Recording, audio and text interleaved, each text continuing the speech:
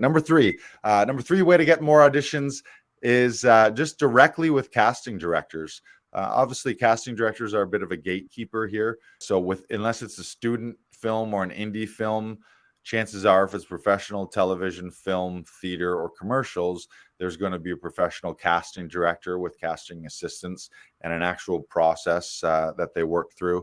But if you're unrepresented, you can still access these people. They're still human beings. But like I said, a little bit of a caveat is there's a way to do things and there's a way to not to do things. So it's finding that line of being friendly and positive and ambitious, but not off-putting or needy or too, hey, look who the fuck I am. You may not know me, but you're going to know my name soon, kind of thing, like that kind of energy. So every casting director in your area, you can find their casting websites, you can find their social media pages, you can figure out on their site. Sometimes they might have a submission email, or just a light introduction where it's just like I said before, hey, so and so, wanted to introduce myself. I'm a working actor in XYZ market, and I noticed you're casting this, and this. I love those shows. Those are great. Congrats. Currently, I'm training with this class and this class, and I've been on this show, and this show, and in the summertime, I've got a run of theater shows, blah, blah, blah. Here's some tickets. That kind of thing, where you're just lightly introducing yourself and saying, hey, I'd love to come in. I'd love to be seen. And I would make sure that when you do that, if those are casting directors, that if there's a way for you to know which sites they cast from, and if they're a professional casting director, they're probably using Actors Access Casting Workbook or Casting Networks. Have profiles on those sites already set up too, so that in your introduction email, you can link to those sites, and then they can immediately start reviewing your stuff.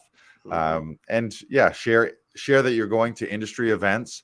If you see casting directors that are at industry events or doing panels, often they'll be doing workshops or like talk back sessions to new agents.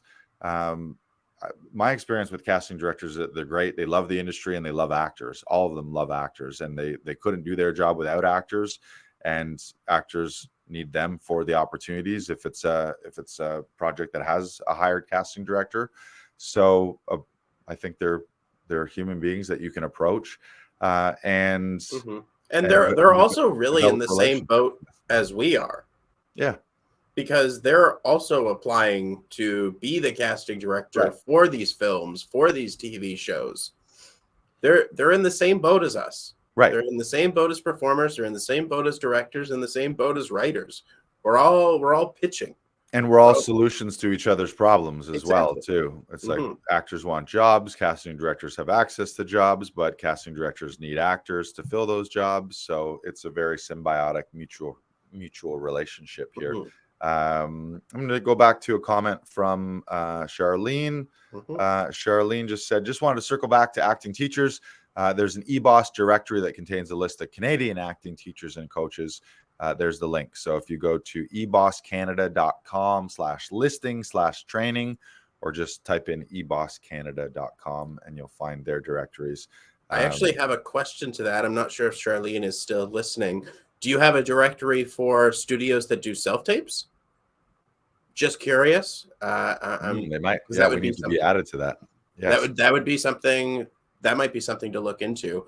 Also, if you're free, Charlene, we would love to have you on this podcast as well. Yeah, that'd be good. Yeah, reach out, Charlene. Yeah. Okay. So casting directors, just go straight, like I said, to sum up, casting directors, go straight to the source. But again, be very delicate with how you approach them. You don't want to spam them. You don't want to bug them.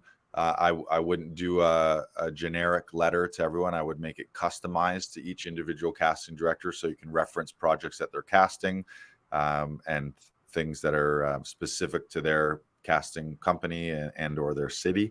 And what was the other thing I was going to say too is, and if you don't hear from them, just understand that they're swamped and their focus is going to be casting the project that they're currently casting. And their focus may not be year round looking for new unrepresented talent, but don't take the fact that they don't reply as, oh, fuck you, you're untalented, don't ever contact me again. It's, I would say, anyone, whether it's an agent or anyone in the industry, if you reach out, then I don't know, give it a month, 2-3 months maybe, and then with new information, circle back to them and, hey, how are things? Hope this went well for you, or hope you had great holidays. Just wanted to give you a heads up. I'm in this new show, or I just took this new class. I've got this new showcase coming up. I've got some tickets to it. I'll leave your name at the door if you're able to come make it. Like little things like that. Just fun, little polite, short check-ins, and not like, if you're going to email these people, don't send them an email where it's like, here's my life story, giant paragraph with no punctuation and no spacing. It's just a couple quick blurbs so that in 30 seconds they can scan it. Maybe they click on a link to see a demo if you're lucky, or a resume. But yeah, keep it real brief, and then move along. And sooner or later, one of them is going to have you in, and then you met a casting director that has access to more auditions and more opportunities.